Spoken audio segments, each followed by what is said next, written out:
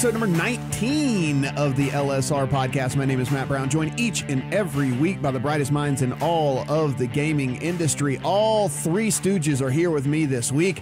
We have Adam Candy, we have Dustin Galker, and we have Eric Ramsey. Guys, what happened to the brightest minds? We're Stooges now? Yeah, Damn what it. in the world? I mean, let's listen. I continue to throw these T-shirt ideas out there. You know, I mean, like we could get y'all's three faces on a shirt. It could be like the Sports Betting Stooges or something. I mean, come on. I'm thinking out of the box here.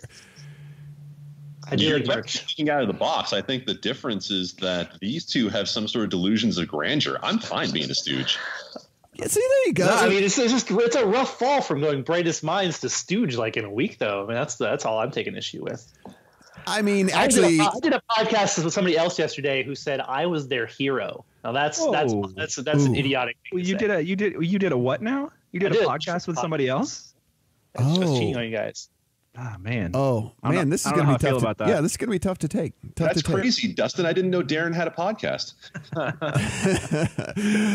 Guys, we are on Apple Podcasts. We're on Google Podcasts. We're on Stitcher. We're on Spotify. So please go in, subscribe, rate, review, give us all of the love. And if you want to follow along with everybody on the Twitter machine at LSP Report, we're going to talk about some states developments here, and we're going to talk about a new contest that's going to be going on this football season. We're also going to talk about what do we think a sportsbook should look like. But first, Adam, kick us off with what's going on in Iowa. I will spare you the really rough, if you build it, they will come jokes and just say that Iowa sports betting is likely to be live by this time next week. And the big surprise that we found out today via Matt Cradell at LegalSportsReport.com is that mobile is likely to launch at the same time as retail on August 15th. In fact, there could be as many as 5 casinos where you can begin signing up in the next couple of days for your mobile account, because Iowa through the first of 2020 is going to require in-person sign up for a mobile account. But this is huge news. I mean, the pace that Iowa has moved at since passing a law in late spring has been remarkable. I mean, even New Jersey didn't go this quickly in terms of having everything up to speed at one time. And Indiana's not far behind. So Iowa getting 5 casinos potentially with mobile signups coming in the next few days is an amazingly big story. Dustin, what is your feelings on how quickly this is going to hit the market here? I mean, I know that we did, for as quickly as they went in New Jersey, we did have very few snafus. There were a few that kind of happened along the way there, and we certainly talked about them on this podcast. How do you feel about Iowa really and truly seeming like this is happening overnight? I don't know if I feel great about it. I'm not going to sit here and say they're doing it wrong, because I don't know Iowa regulators. I get the feeling they're piggybacking a lot off of what other states have done already. But when you go from law to, okay, yeah, we're having mobile sports betting like a few months later, that's kind of crazy.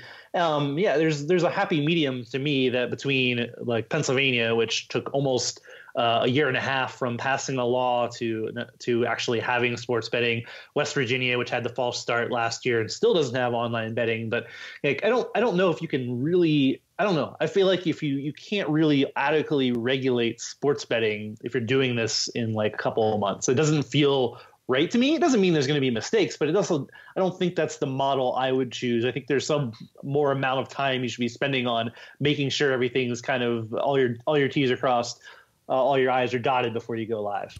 And Eric, if there are people in Iowa that are listening to us right now and they're wondering, oh, wow, okay, I'm going to be able to sign up at some places here in the next few days, who is expected to be live for our people in Iowa? It looks like at least about half of the retail books will be up and running. Regulators are saying maybe 6 to 9. There are 19 total licensees in the state, so about half of those. And it looks like at least 2 mobile brands at launch they're planning. We hear William Hill will likely be ready to go. It has 4 partners, I believe, in the state.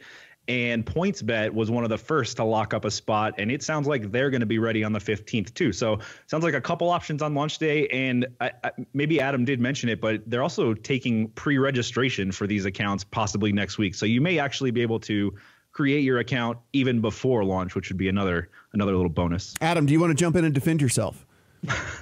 Oh, damn it. Listen, we know that Eric is our special friend on this podcast. It's okay. I understand. I only said it about 3 times. I try. I tune you out by now. I apologize. Eric was thinking about what he was going to say, and through that, he missed what you said, Adam. Adam did say that. He said people would be able to sign up as early as maybe the next few days. So keep an eye out for that. Of course, when that news breaks, Dustin will have it on Twitter. Eric will have it on Twitter. Adam will have it on Twitter. And, of course, Legal Sports Report will have it as well. So be sure and keep your eyes open there. Now, Dustin, let's talk about something near and dear to your heart, Oregon.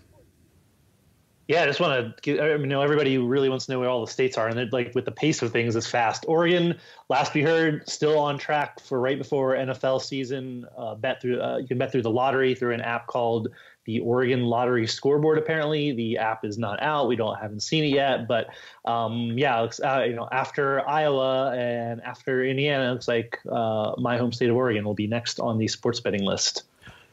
And that is not, it's exciting for you because you will be able to bet in your home state, but it's not as exciting of a launch as some of these other states because we're just not going to have the brands there, right?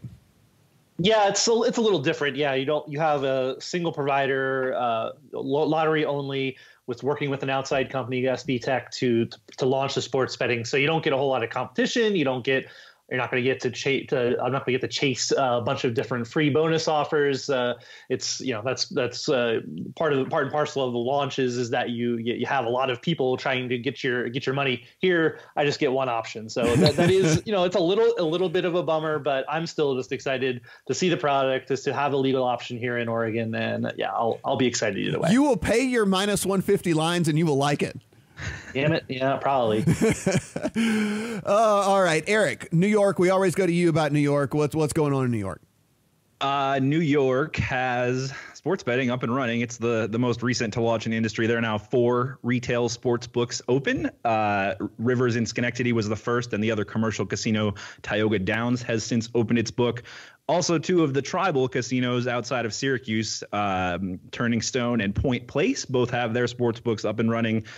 Meanwhile, the regulators there are starting to move forward with this request for proposal to study sports betting. That's their main task between now and the end of the year, is to commission and acquire this study. It's going to basically determine what the best path forward is for sports betting in New York. It's going to presume that everything will be legal and sort of try to give the best advice for which way to proceed. That is due August 12th. They're going to announce the winner, so that's next Monday, and then the report is due at the end of the year. So hopefully that will provide some clarity on the direction New York's going to go. But as we've talked about, nothing is easy in the Empire State. Adam, having worked for the governmentals before, is this report anything other than just them trying to make themselves feel good and try to make it look like they're actually doing something? This isn't going to really shape anything, right?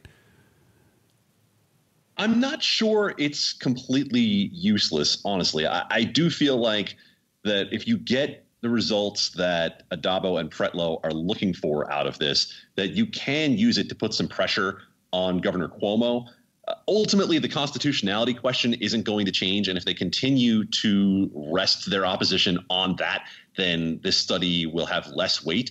But if this study shows that mobile sports betting is going to bring a lot of revenue to New York, that takes away Cuomo's argument that it's a drop in the bucket. And from everything we know, looking at New Jersey, looking at Pennsylvania, and then comparing it to the New York market, you see that mobile has huge potential in New York. It's just a question of whether that study will show it and then how the leaders in the legislature decide to use it. Come on, New York. Come through for us here. We definitely need mobile going in New York, no doubt about that. All right, Dustin, take us through some of these other states real quick. New Hampshire, Tennessee, Illinois, West Virginia. No huge news coming out of these places, but let's keep everybody informed of what's going on. Yeah, New Hampshire, the latest is there's a request for proposals out with the lottery. A little different there, where there's multiple brands, multiple sports books will be allowed. So they're moving forward with that process. Could be up and running. I think this year is a little optimistic, but early next year possibly. So a lot going on there. Tennessee, they are just now putting together a sports betting council, and I won't get into all the shenanigans. It looks like, to me on the outside, it looks like a lot of shenanigans involved with everybody getting appointed to this. It doesn't reek of a smooth process of what's going on in Tennessee. There's been some reports of Tennessee going live for mobile sports betting as soon as early next year, but Tennessee, as you know, if you listen to this podcast, not a huge gambling state. They're kind of doing this from scratch, so I don't think they're going to move super fast. Illinois, if you're there, I get questions about Illinois because it's one of the biggest states out there that's passed sports betting. Don't have much of a time frame there. There hasn't been a whole lot of work done just on sports there, so I think we're a ways out from a launch there. And West Virginia, I feel like we say this every time on the podcast. Maybe next week for online sports betting, maybe not. Nobody knows. We hear rumors. Those rumors often turn out to be false. But I will cross my fingers that if you're coming from the great state of West Virginia, you'll be able to bet at either DraftKings or FanDuel before the NFL season. Man, I cannot imagine living in West Virginia and then having it for such a short time and then it being taken away from you. I mean, I remember when I first got my driver's license and my parents I had a car, and then I did something stupid because, shocker, I did something stupid. And then I got my car taken away, and you didn't realize how much you missed having a car until you had a car and then they took it like instantly away from you or whatever. I can only imagine it's a similar feeling where, this huge hype building around sports betting launching, and you get it for just a little bit on mobile, and then they take it away from you. That that feeling has got to be horrible. I feel for the people of West Virginia. Hopefully you guys will have that here very, very soon, at least in the next month, so you can have it for NFL season. Now, Eric, as we continue to grow, Pennsylvania, of course, is a state that we have talked about ad nauseum on this podcast, finally got launched here, finally have some online stuff, and much to our joy. I mean, this was something that was very popular in our company Slack. This is certainly something that I've talked about to even some of my friends that live over there. We have some developments in PA, and a very fun development. We got a lot, as you'd expect. We have lots going on in PA this week, and all of it is mostly good news for a change. We have another iPhone sports betting app. Parks iPhone app is now in the App Store, which is a big relief for bettors. It's the second one. FanDuel is also there in the App Store with its platform that spans New Jersey and Pennsylvania. Speaking of FanDuel, they've also added casino games into their New Jersey platform, so maybe those will be on the way to Pennsylvania at some point soon. We're still waiting for the first iPhone native online casino app to appear, so that might be one of the first. The fun thing, Sugars and Riverhouse have announced a pick'em contest, the first one in PA for this football season. It's only $150 to enter. It's $500K in the prize pool. You pick every game straight up. You can max enter up to 50 times. Pretty nice little promotion. I know. I'm pretty sure if any of us were in Pennsylvania, we'd be firing off in this thing this season. So should be a good little sweat for folks over there. Adam, we talked a little bit about this before we went on the air. Just talking about the Pennsylvania contest there. I mean, they went with the $150 buy-in. They went with the $500K prize pool. Of course, we've got the super contest out here in Vegas. That's a $1,500 buy-in. There's no guarantee, but $1.4 million to the winner last year. They've got the Circa contest out here. That's a $1,000 buy-in. There's $1 million guaranteed to first place just alone. $1.5 million guaranteed in the entire prize pool in that contest. Sugar House and Bet River's a little bit more conservative here with a $500K prize pool and $150 buy-in. They do allow each person to have up to 25 entries in this thing, but I got to admit, I kind of think it's a smart strategy here. I think it lowers the barrier to entry. I think a lot more people would be willing to put up $150 than $1,000, even if you don't think you're the best, NFL handicapper or best NFL picker out there. I kind of dig in the way Sugar House went about this.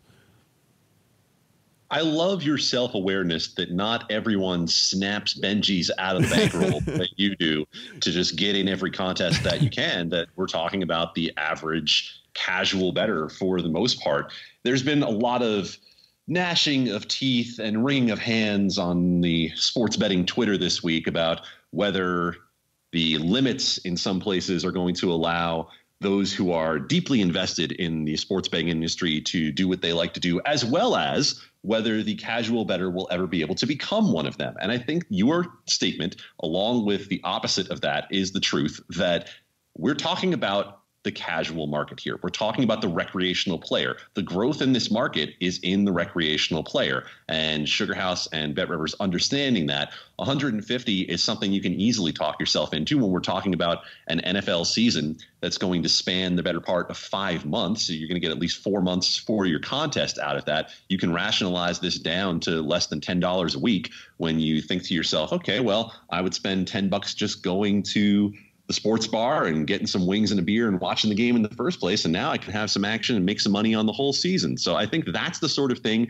that as we look to the growth of the U.S. market, that is going to be key to incremental growth in states that are not as large of markets. And for places like Pennsylvania, you look at what this does in terms of customer acquisition and potentially turning these people into loyal players that you keep for a long time. And it's perfectly smart.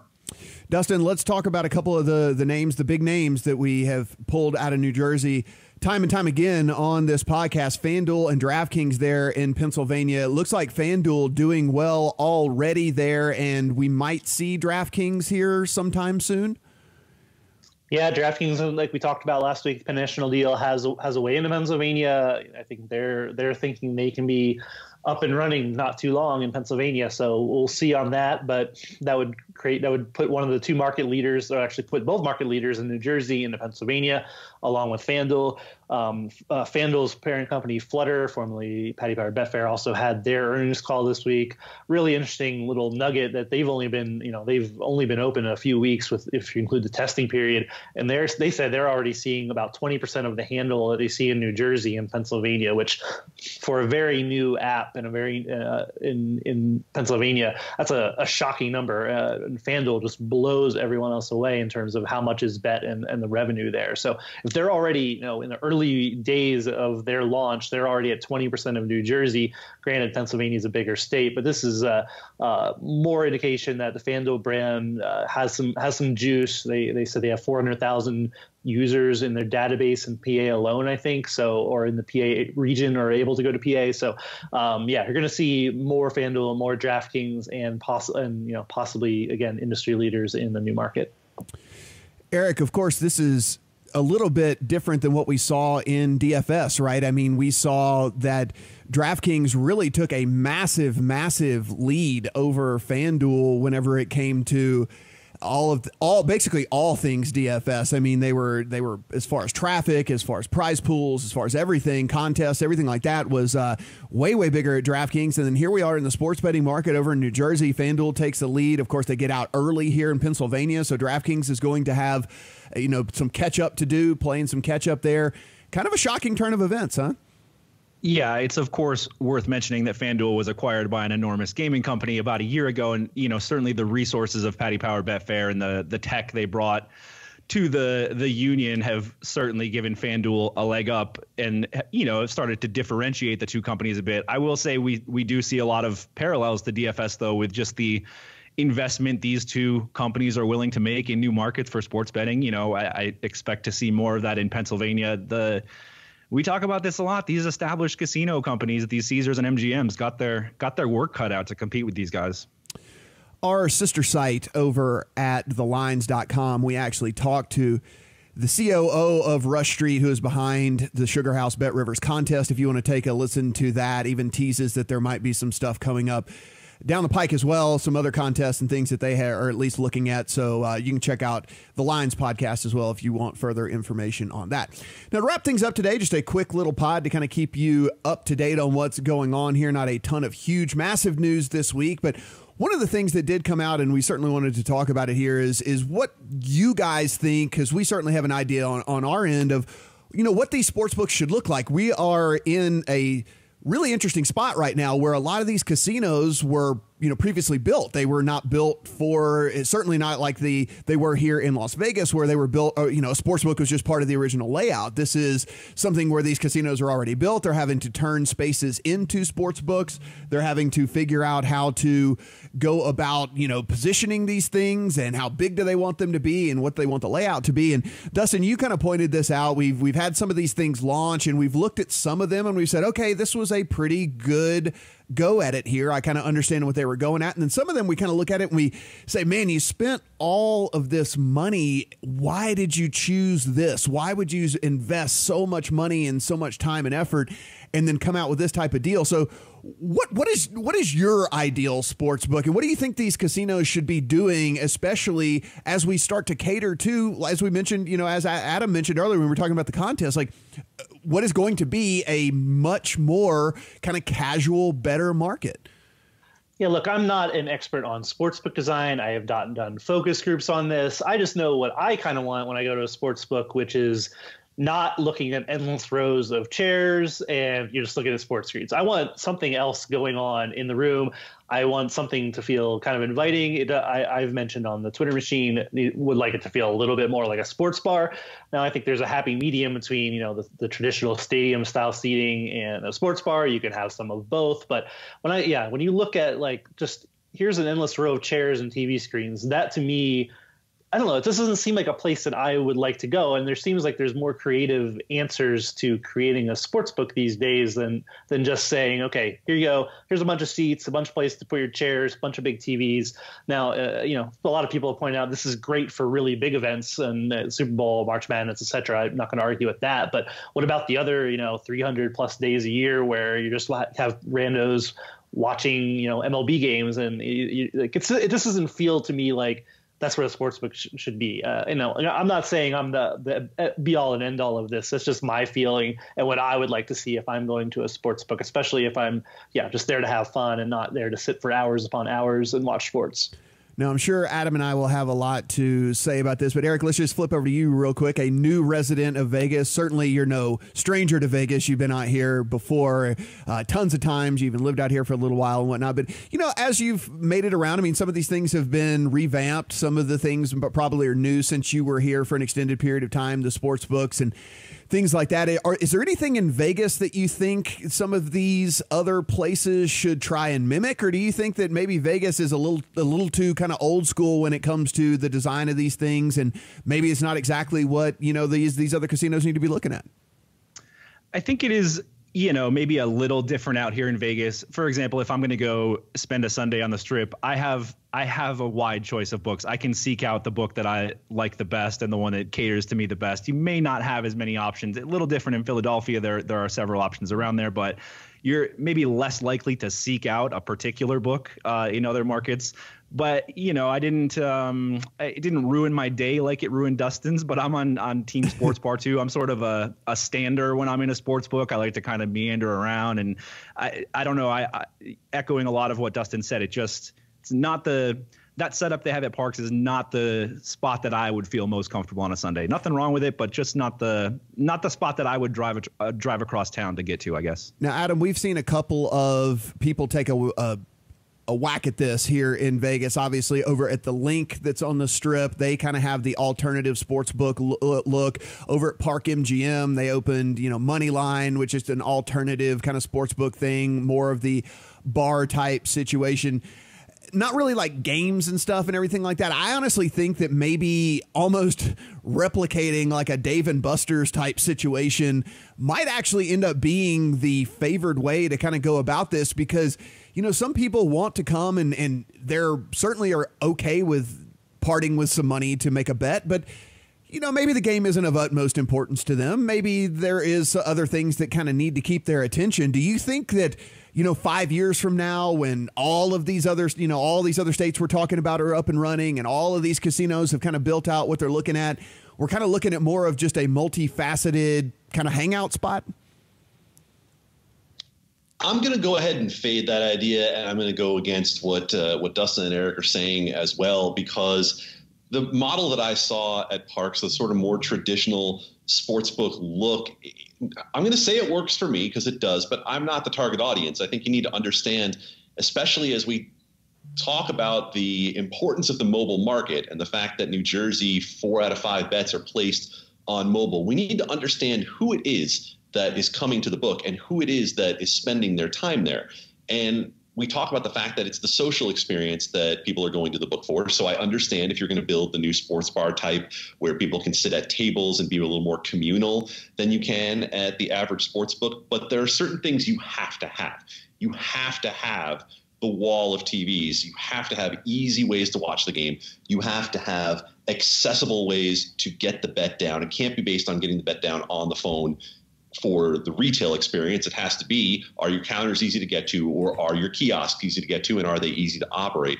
So when we look at who is coming into the book, I think more than likely we're still going to be talking about the more hardcore player coming into the book and staying in the book, as opposed to the more recreational bettor, more than likely being someone who's going to get it on their phone and do it more casually at home. I think there's a place for that sports bar type. I think if you want to experiment, and if you're talking about the link and maybe going after a younger audience that is looking for the social experience, for sure. I think if we're talking en masse, then it's probably more toward the model of what Parks did, more toward the model of what we've seen with the traditional Vegas book. Yeah, definitely let us know what you think at LSP Report as to what your ideal sportsbook looks like, what you think a sportsbook should be if you were building one from the ground up. I actually was at the Beau Rivage in Biloxi, and theirs was kind of like a mix a little bit. It had like the center section was kind of your more traditional sports book feel, where just kind of rows of people seating, and then the perimeter section around it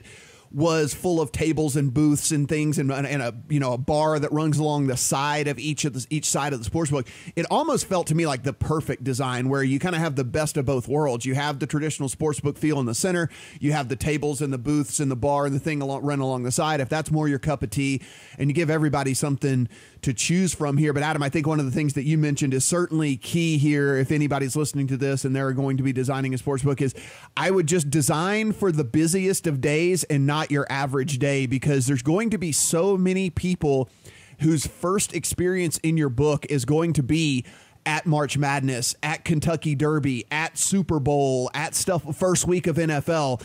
And so while it might not be a situation where you're using all of your windows all of the time, I would certainly have enough windows to make sure that when people on your busiest days, people aren't coming in there and having a bad experience, because whenever that happens, a lot of guys, I mean, I was even at a casino here in Las Vegas on Kentucky Derby Day. The lines were just ridiculously long, and a few different people who I actually asked, oh, you're a big horse bettor? Like, no, this is my first time to come up here. I really like the name of this horse and this and the other. They actually got out of line and left and didn't even place a bet. And so certainly something to keep in mind as you are going about all that. And of course, if you're one of these states that has mobile, just push mobile. Definitely be pushing mobile here. But guys, real quick podcast this week. Really appreciate you tuning in. Again, we are on Apple, Google, Stitcher, and Spotify. So be sure and hit the subscribe button first and foremost, because we want to make sure that these are getting to your phone each and every week. But rate and review that thing as well. We'll climb up. More people can see this whenever they kind of Google